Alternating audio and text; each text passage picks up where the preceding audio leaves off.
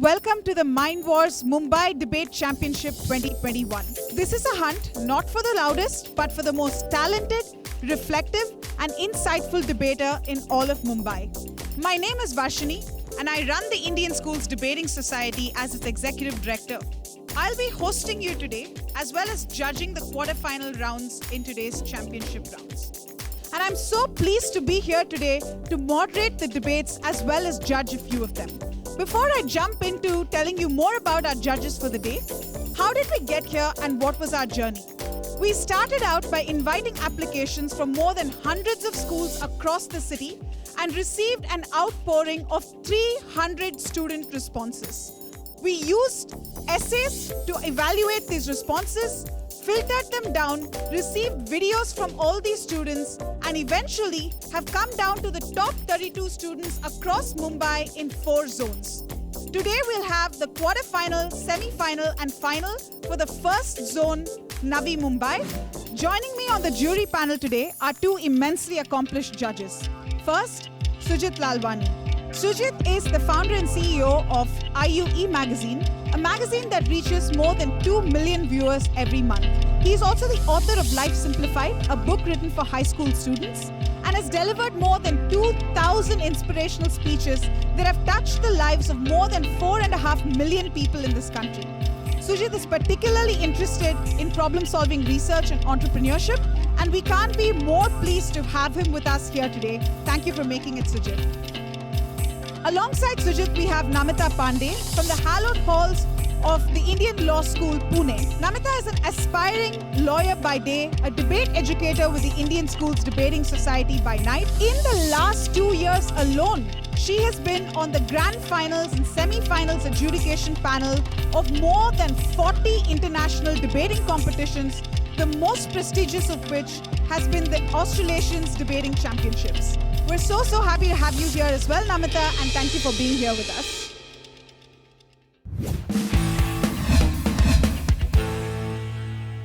We're all good to jump into our very first debate for the day, the first zonal quarterfinal. So what really are platforms like Netflix, Hotstar, and Amazon Prime doing to us? Are books better than movies? That's exactly what our first debate is going to discuss. On the proposition, speaking for the topic, books are a better source of knowledge than movies, we have Supriya Mashere from St. Augustine's High School in Nerul. Speaking against the topic, in favor of movies, we've got Sanvi Pai from New Horizons Scholars School.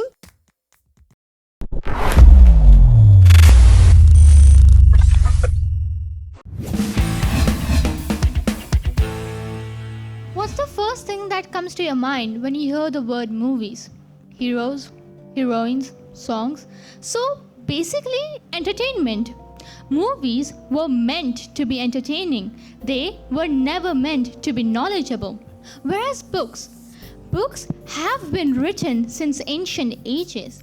The sole purpose of books is to preserve knowledge and pass it on to the future generations. On to my first argument. Books have been written since 1200 BC. This was primarily to conserve knowledge and facts that the same can be passed on to generations after generations. On the other hand, we don't make movies about everything we do we? No. Movies have to be compressed in 3 hours. In doing so, the facts are either diluted or omitted. Hence, the knowledge that resides in these movies are not even 10% of the knowledge around us. Hence, books will always be a better source of knowledge than movies. On to my second argument. Nowadays, people prefer watching movies over reading books. Who wants to sit and read books for hours, right? Wrong. Books may take longer to read, but the knowledge provided in these books you will not find in any movie. In conclusion, books have been a better, more reliable, and effective source of knowledge for millenniums and will continue to be so. And no movie ever can be more knowledgeable. Therefore, I wholeheartedly support the motion. Good morning. They say picture speaks 1,000 words. What was once just an old saying has now been scientifically proven. Research has proved that visual learning increases retention by up to 40%. That's why smart learning techniques through visual aids have been implemented in many government schools. So now let's move on to my first argument. Knowledge is not a privilege for a limited few. In India, there are around 200 million adults who are illiterate. This is a huge number due to which they cannot read books. So even these people have the right to acquire knowledge. But how do we do so? Well, India is a movie-loving country, and even these people love to watch movies. Sometimes good books are not able to convey a particular message. This message can be more easily and effectively be explained through movies. So now, let me move on to my second argument. We have everything but time. Seems to be the mantra of today's world. You must have seen that we all have hectic schedules today. And do you think in these hectic schedules you can read such long books which may take many hours, days, or even weeks to complete? I don't think so. So instead of reading, which is a very time-consuming activity, people prefer to watch movies, which just takes about 2 to 3 hours of your daily time. So based on these two arguments, I strongly oppose the motion. Thank you for your patient listening. Thank you for your time. Supriya, since your proposition, we'll be going with your question first. You propose this idea that books have a more in-depth understanding of the concept that you have. If people are genuinely interested in a topic and they want to gain more knowledge about it, after watching a movie, it can probably spark their interest and they have a bit more time to go and research on it.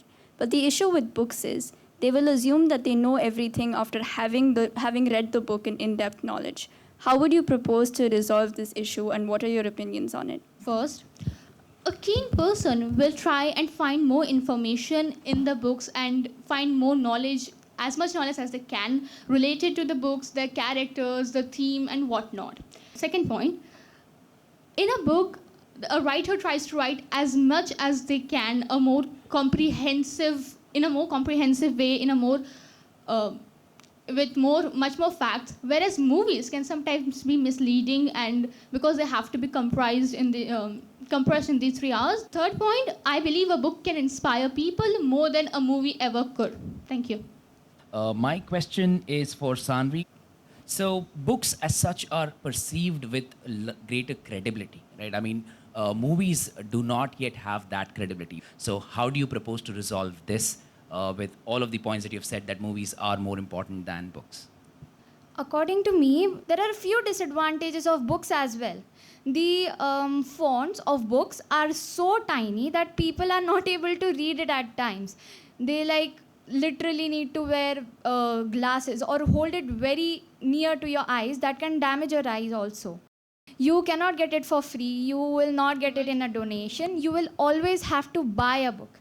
Whereas movies, now there are many online platforms where you can watch movies for free. So according to me, books are technically less accessible than movies. It's unfortunate that there is a decision that we have to make, and there is a winner of this debate.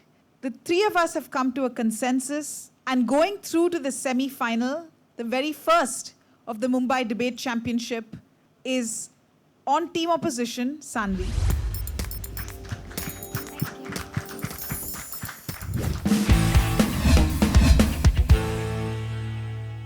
For the second zonal quarterfinal of the Mind Wars Mumbai Debate Championship, our topic is that adult children should take in their elderly parents to live with them rather than support them to live separately. Speaking in favor of this motion, we have Muskan Singh from Navi Mumbai Vidyalaya. Speaking against this topic, we've got Sania Chaudhary from St. Augustine's High School, Nerul.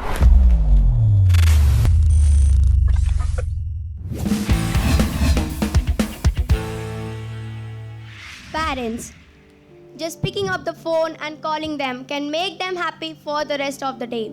They did not leave you when you were young, so don't forget them now they are old. First argument, during old age, most of senior citizens want their children to do certain things to help them, but they don't want to feel that they are entirely dependent on their kids. During the tenure, when the parents are old, they need a companion. Adult children should not only support them financially, but should also support them mentally, physically when they are parents at the last stage of life.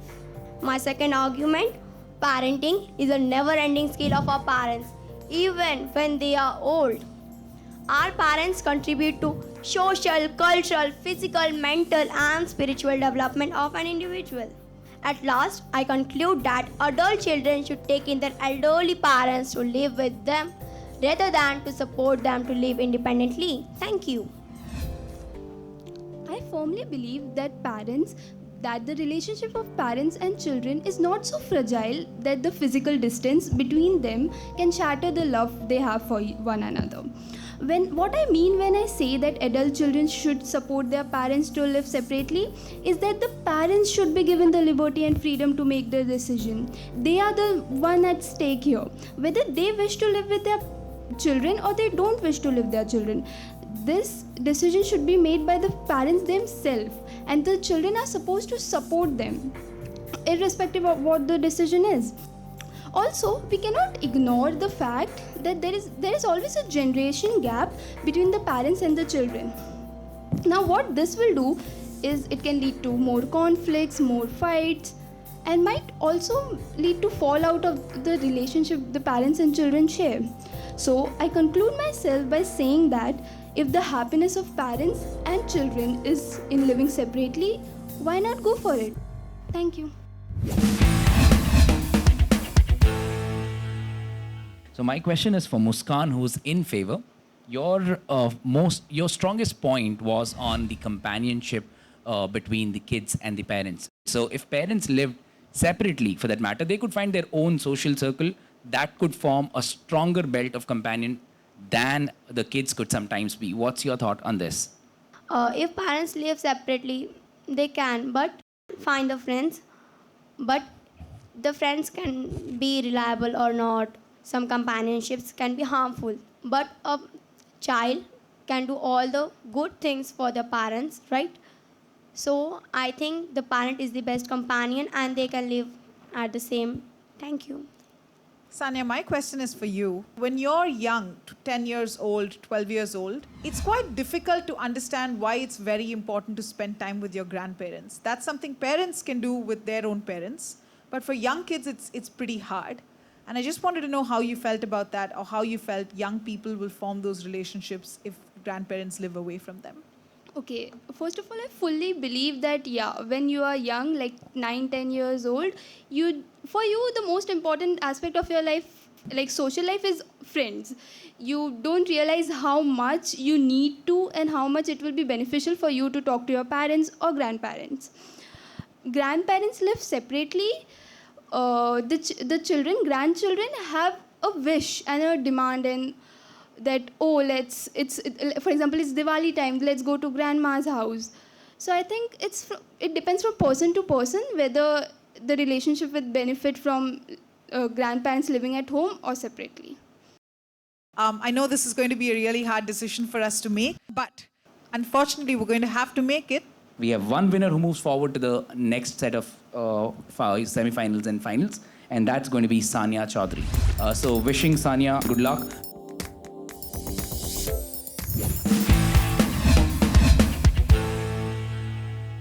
The topic for the third zonal quarterfinal of the Mumbai Debate Championship 2021. Governments should direct research, funding, and action to deal with the consequences of climate change, rather than overall governments spending those resources on preventing climate change.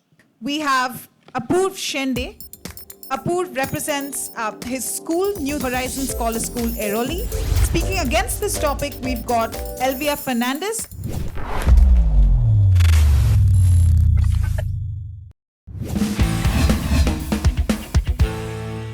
We are going through major turbulence across the globe.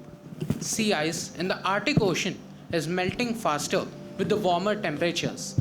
Glaciers are also melting because of the rising temperatures, which also lead to an increase in the water level. 4 cyclones have hit India this year, and 3 of them were severe cyclonic storms.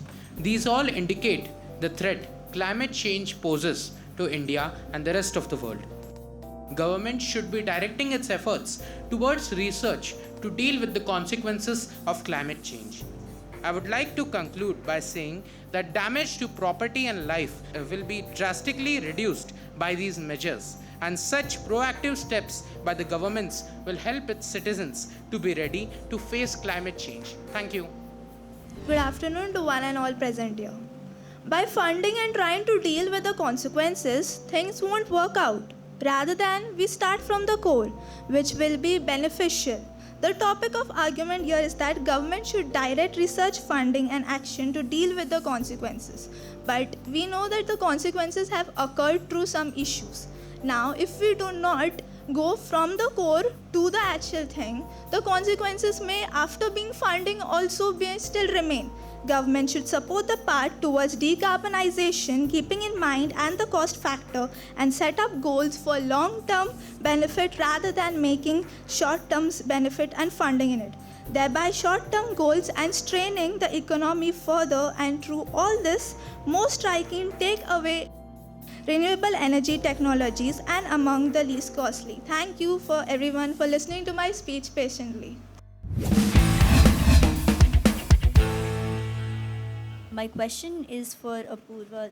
Measures and policies that relate to adaptation are often very aggressive in nature. How do you propose a long-term solution when eventually you run out of space to relocate, or you run out of ways to create and exhaust everything you can to adapt to a particular situation? Okay, so my answer to both the questions are, first of all, you have said that we may run out of options. I will disagree with the statement, because whenever there was a natural disaster or any calamity on humans, we have always learned to cope up with it.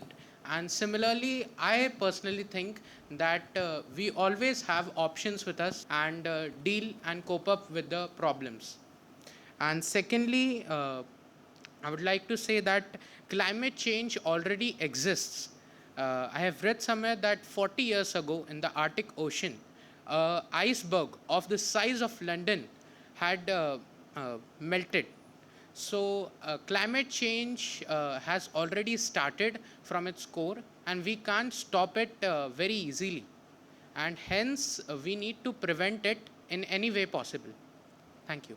Elvia, I have a question for you. You spoke against this motion. How do you ensure sustainable implementation of the policy for long-term climate change goals? So for this, it's like a long-term thing. It's never too late to do something. Common thing, people are now having asthma and people are having all the problems is because of pollution. If pollution, we are staying in Mumbai itself. It's like we smoke thousands of cigarettes a day because of the pollution. But if the pollution is reduced, there can be an everlasting change. People can live freely how they used to live in the earlier generations. Thank you. Unfortunately, again, as we all know, there can only be one person proceeding to the next round. And for this round, that is Apurva from Side Proposition. Congratulations. Thank you.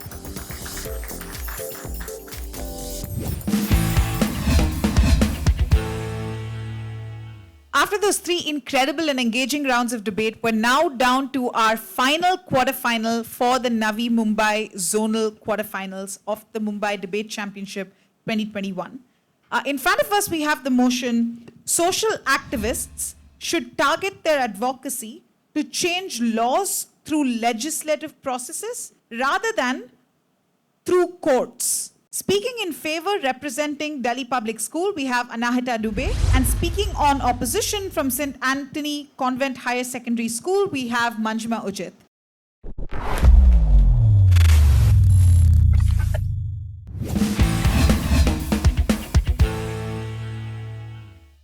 Thank you for the recognition, respected Chair.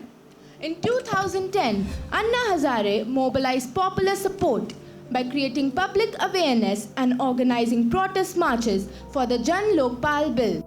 I suggest our social activists must also focus on the participation of society, education, awareness, and mobilization of mass movement as means of change, like lawsuits, lobbying, referenda, etc. But in my opinion, the best way is to trigger a paradigm shift based on public participation, which effectively instills fear in our elected representatives' minds because they know that ultimately we are the ones who are going to vote for or against them. As we know, first of all, we'll start with who are actually social activists. These people are those representatives of the people who really work for the welfare of the people and also try to achieve progress in order to ensure them proper security and freedom of the public cause. So for these movements, they take initiative of amending various laws, and for what they depend on courts rather than legislative assemblies, because there may be various reasons regarding this. One must be the long-lasting process as well as very time-consuming and wasting process. As a result, legislative assemblies do not impress social activists for moving on with the legal decisions. So I strongly oppose this statement that social activists should go along with legislative members rather than the court. And my question is for you. How do you convince the entire polity to vote based on an issue they just don't care about, rather than having to just convince a bench of judges to strike down an unfair law like Section 377 that has existed since 1947 but only went out of the Constitution because we went to court? As we know, laws are necessary to be inscribed in the Constitution to bring any change in the society. And as my opposition pointed out, that we now need thoughtful and careful ways of expressing ourselves. And also, as I mentioned earlier, the judicial system is already strained, so it would take a lot of time for his or her plea to be heard. But if the whole let's say the village or the whole community, for example, comes together and holds marches and protests, and then maybe their voices will be clearly heard, and then the other people that you mentioned, the one living in the urban areas, will finally notice their problems, and they might also do something to help them. My question is towards opposition. I agree with you that courts are important. In terms of that, do you not think it's better then for spokespersons to sort of water down the issues, maybe lobby people towards the one central issue that is common, that affects everyone, because people can now relate to it and they know what they can achieve and cannot achieve? So first of all, we have courts like Supreme Courts and High Courts for only our needs, and so that they can provide us proper justice. And as you said about the inaccessibility of the language of legal provisions, so that we have our social activists who we can trust for, that they can benefit us and they can work for our cause and our welfare. So they can make the languages about these courts easier to us, not through the legislative members. Again, we have one person who moves ahead to the next set of semi-finals, and that in this round is going to be Anahita Dubey. Thank you. That brings us to the end of the quarterfinal rounds of the Navi Mumbai zone in the Mumbai Debate Championship 2021. We look forward to watching the semi-final. Thank you so much to all the speakers who made it. You were all incredible and we were insanely impressed by the talent we saw today.